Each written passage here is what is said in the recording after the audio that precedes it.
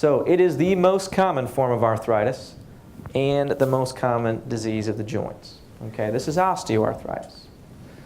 10 million of us suffer from osteoarthritis of the knee specifically. And most of the people who have osteoarthritis are older.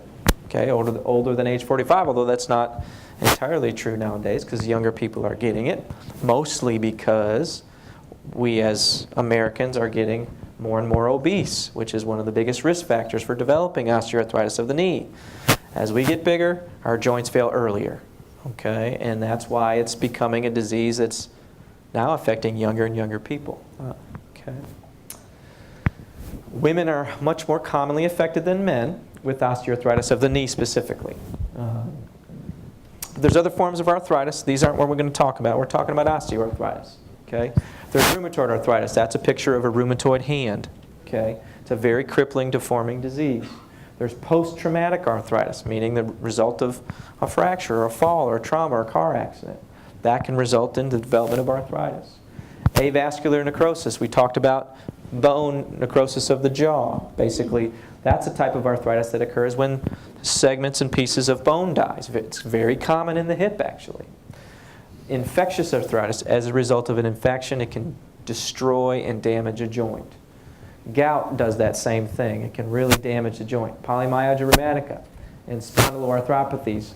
Polymyalgia rheumatica is a muscular disease that affects the hip joints and the muscles of the hips and the shoulders.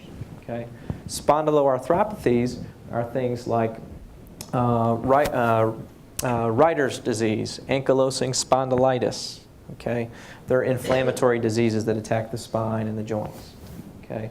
Basically, what is arthritis? It's the erosion, destruction, damage, or just flat out wear and tear of your tread, the tread on your tires, the cartilage that covers the bones of your hips, the bones of your knees, the bones of your wrists. Okay? Anything that damages that tread, that protective cushion, that process is called arthritis. Okay?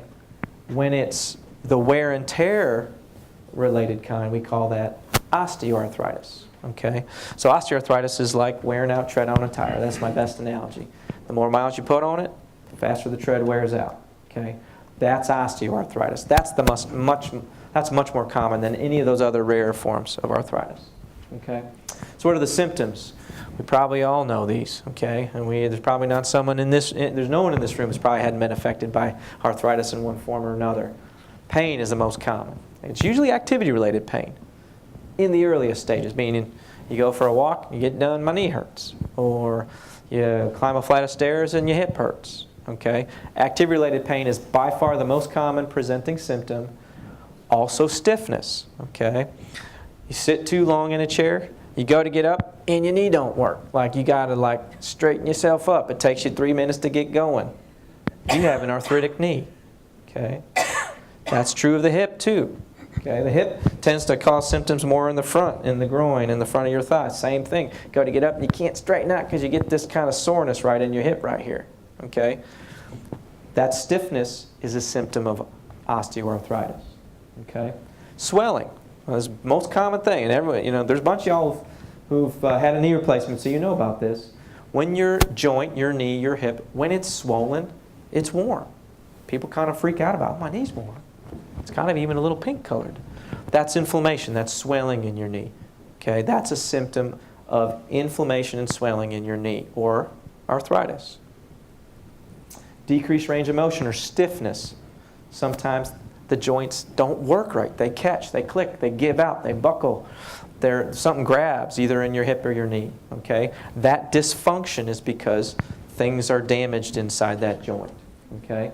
And that often results in a limp. Okay? There's two types of limps. There's more than two types of limps, but for me there's two types of limps because I do hips and knees. So there's a limp because your knee hurts, which is what we call an antalgic gait. Okay? So when your knee hurts, if it's your right knee, you just don't put full weight on it. So you do this, and you try to get off it as fast as you can. Okay? So if your right knee hurts, you kind of do this number. Okay? So it's kind of a quick little whoop. Okay? And you're trying to not put as much weight on it. Now, all of y'all are going to be experts in knowing who needs to come see me for their hip? Okay? Because this is what a hip limp looks like. Okay? It's a waddling type of gait. All right? So if your right hip is the one that hurts and you're limping on it, you waddle over your right hip. So it looks like this. So if it's your right hip, you go. Or if it's both hips, you go like this. And you literally walk like a penguin. And you'll see it. You'll see your friends. You'll see your friends. You make sure you give them my card if they're walking like that. Okay? All right, so that's a hip limp. Okay? Now, the pain usually in its earliest stages is activity related. Okay? You do things, you pay for it. Okay? But when it gets bad, it hurts all the time. It hurts at rest, in your chair. It hurts at night. It wakes you up. Okay? That's when it's getting bad. Okay? That's when you need to see me. Okay? So what are the causes or risk factors? Well, excessive wear, just being too hard on your joints, having a hard occupation, heavy manual labor, being a professional football player, things like that. Joint injuries from sports and other high-impact activities. Marathon running, high association with knee problems. Okay? And age. So those are very common ones. Okay? And remember, most of the people over the age of 50 get arthritis of some form. Okay? But not everybody gets enough arthritis that they end up with a hip or a knee replacement, because there's things that you can do to prevent it. Obesity. This is one of the biggest factors that's affecting Americans today, and it's very common if you're significantly overweight to get arthritis in your knee. It's not quite as common in the hip, but there's a direct relationship between significantly overweight and wearing your knee out prematurely. Okay, so that's a big one. You can have some kind of congenital deformity. That's not too common, but it happens. We do see it. And there's accidents or work-related injuries and things that can cause accelerated damage in this arthritis process to start sooner. But in general, this is the concept. Okay, you get osteoarthritis, that wear and tear arthritis, when the load you put on that tread exceeds the strength of the tread. Okay? So, being overweight substantially accelerates the wear of your cartilage. In fact, every pound of weight loss that you do, or weight gain if you use the corollary, results in 3 pounds of stress reduction on the hip joint during normal walking. Okay? It's even higher for things like stair climbing, okay, and getting up out of a low chair. So what am I trying to say? So every pound of weight that you lose is 3 pounds of force reduction off of your hip during walking. Okay? So you lose 20 pounds, you lost a whole bunch of force on your hip. It makes a huge difference to the forces that your joints experience. Now that's just with walking. For the knee, it's 5 pounds during stair climbing. Okay, stairs are hard. Stairs put a lot of stress and strain on your joints. People who have a knee replacement, they can vouch for that. Stairs are one of the last things that they can do well because it requires so much force, so much power, so much strength. It takes 5 pounds more extra force to go up and down stairs. So every pound of weight you lose is like 5 pounds of force reduction on your knee during stair climbing. It's a humongous difference. So losing weight, losing even a few pounds makes sometimes extraordinary difference in your experience of pain, and it slows down the wear process. Okay? So what are your goals of managing your arthritis? Well, you want to alleviate the pain, and you want to prevent more damage to occur. You want to slow the deterioration. You want to get more mobile, improve your flexibility and range of motion. You want to improve your strength. You want to improve your function. You want to get off the cane and the walker, and you want to maximize your quality of life. So how do you do that? Okay, so there's lots of things. Okay, the last one, there's one on this list. There's one that's not even on this list. That's surgery. Right? I heard someone say that's not even on that list. Okay, that's the last thing. That's the last thing. Okay, there's so many more things you can do to try to deal with this osteoarthritis problem better. There's medications, so things like Aleve, ibuprofen. There's a list about this long of prescription versions of those medicines that reduce inflammation. Okay? There's vitamins, glucosamine, chondroitin, sulfate. Don't spend a whole lot of money on those things because they haven't been scientifically proven to do anything.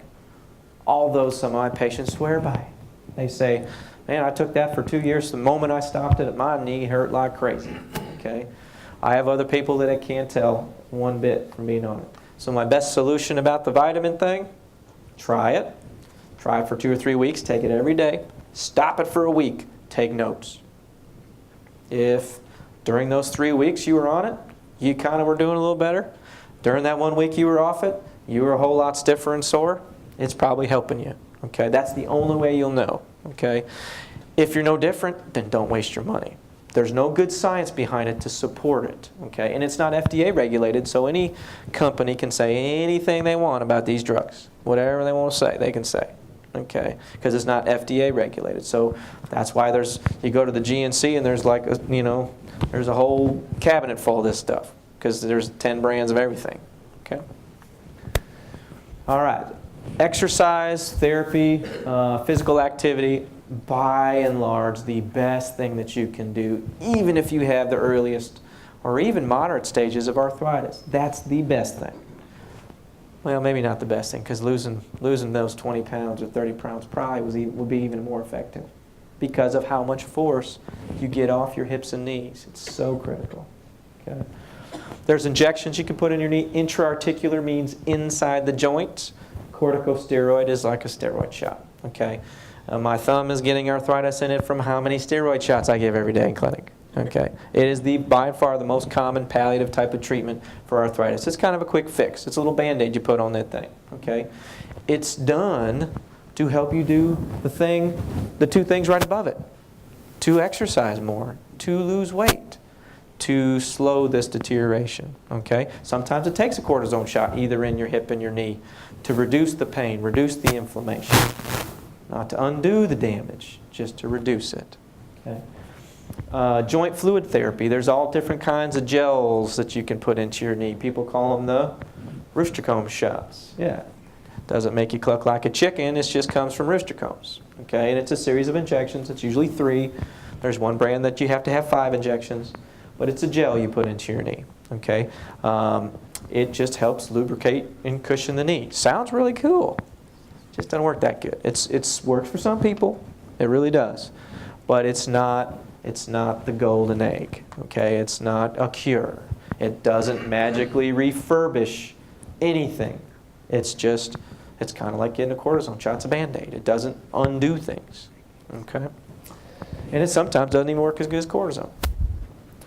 Now, there's also assisted devices. Okay, if anyone ever had a hip that hurts, one of the best things you can do is get yourself a cane until the hip stops hurting. Okay, because all you have to do if your left hip is hurting and you're doing that waddling thing over like this, you get a cane in your right hand opposite the side that hurts, and instead of waddling, you just lean off of that hip a little bit, and you can do a whole lot better. You just take a little pressure off your hip, and a lot of that soreness can become manageable. Now, that's not obviously the solution.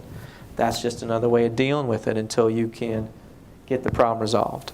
Okay? So don't be shy of a cane. I'd much rather you grab a cane than grab the curb because you fell. Okay? Because then you've lost. Then you have a hip fracture. Then you're on the operating table and you're never the same. Ever. Okay? Now, what are the surgical treatments of arthritis? Okay? This is what I did 4 times today. Okay, hip and knee replacements. I did 2 hips and 2 knees today. So that's a picture of a hip replacement on the top. There's a front view and a side view. Basically, you take out the ball and socket and you put metal in its place. Okay, it's a metal prosthesis that you get put in your body to substitute for the rotten parts. Okay, it literally replaces those things. Your ligaments are still there, your tendons are still there, the tissues are still there. Just the bone and the arthritis and the spurs and the damaged cartilage get removed. Okay? So that's a hip replacement, and the bottom one is a knee replacement. These are both my own patients. Okay? Again, same deal. That shiny, bright, white looking stuff on the x-ray, that's the metal. Okay? You're substituting bony parts for metal parts. Okay? That replaces the joint. They're mechanical. They cure a lot of people, and I counted, I think, 6 or 7 people that have joint replacements in this room that I did. Okay, so it's unfortunate. That's what ends up happening when our joints really fail us. Okay? So, just like osteoporosis, exercise is critical for arthritis. Okay, if you just move more, you'll do better. Believe it or not. Okay, unless you're just so far gone. Usually, moving and being active is protective. Okay, it's vital to improvement of your symptoms, and regular activity is linked to all kinds of health benefits, which we've already heard about it. Increases your strength, endurance, flexibility, coordination, balance. All those things are so important. And it relieves pain. How? Well, just by moving, you get that joint fluid stirred up in your knee, so it actually literally lubricates the joint. Okay? So more fluid circulates throughout your knee, so it's less stiff. Okay? It also stimulates nerve endings that just aren't the pain ones. When you're just sitting there, the pain is going throb, toothache. But by moving, you stimulate proprioceptors, other nerves around those joints, the knees and the hips. And it takes the focus off the pain. Okay? So it's very important to improving your arthritic symptoms.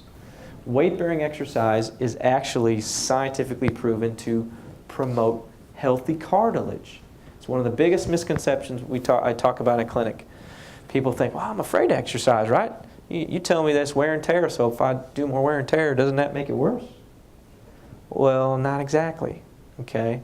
Certain kind of exercise is harmful, like jogging and sprinting and that kind of thing. But regular weight-bearing exercise, the motion and the weight-bearing together makes the cartilage cells healthier.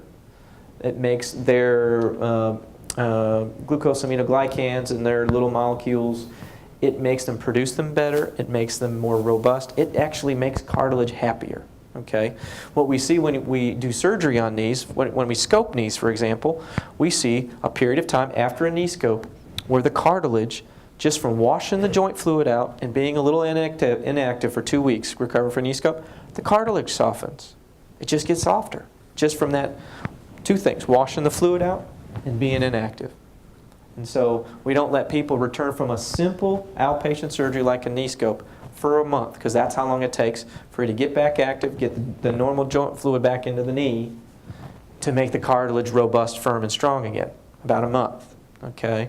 So inactivity softens cartilage, weight-bearing activity promotes healthy cartilage.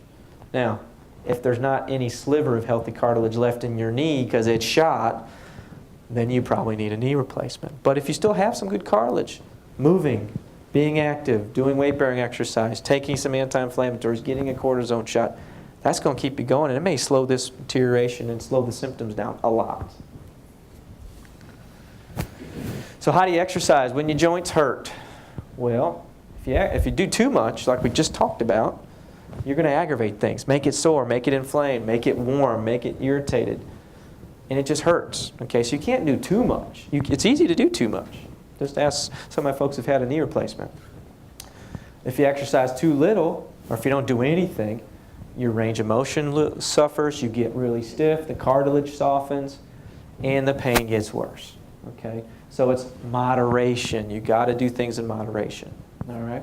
Also, doing things low impact is key. So you do exercise in moderation 3 times a week. You do low impact stuff like swimming, water aerobics, stationary bike, elliptical, treadmill, yoga. Okay? These are the things that are going to keep you young, keep your joints young, keep your cartilage healthy. Okay? And then doing resistance training with low weights and lots of reps. You don't want to be bench pressing 3,000 pounds. Okay? You want to do low weight, high reps. That's the best thing that you can do to promote a healthy joint. Okay? If you're doing leg extensions, leg presses, it's low weight, high rep. Okay? Oops, wrong one. We're almost done. And of course, you could dance too, yes. That's a good exercise. Trust me, that's a really good exercise. So, I'm about done talking. So in conclusion, optimizing your bone health is critical to maintaining a good quality of life and good functional independence as we age. Okay? The keys are regular exercise in moderation, low impact, good nutrition. You identify the problems that you have and you get treatment for them if you have osteoporosis or osteoarthritis particularly. You maintain a low body weight. Get some of those pounds off. It's critical. Okay? And you got to protect those hips. I tell you, you break your hip, life changes forever. You got to get your bone health good so that you don't have a broken hip, because it changes your life, the rest of your life. Okay?